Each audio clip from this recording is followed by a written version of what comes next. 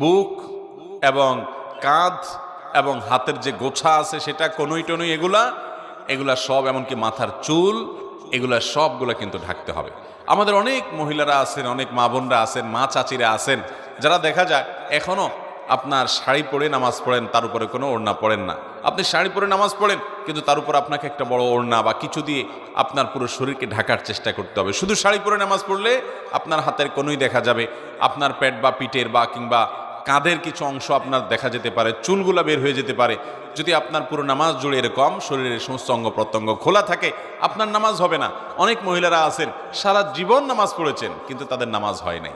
অতএব আমাদেরকে মনে রাখতে হবে, মাথা থেকে পা পর্যন্ত মহিলারা নামাজের জন্য পুরো শরীরকে ঢেকে নামাজ পড়বেন, এটি তাদের জন্য ফরজ। এটি না হলে তার ফরজ তরক হবে, নামাজই হবে না। বিধায় এই তিনটি সাবধানতা নামাজের ব্যাপারে আমাদের বোনদেরকে আমি বিশেষভাবে করলাম। আর যারা বয়সে অনেক তরুণী আছেন,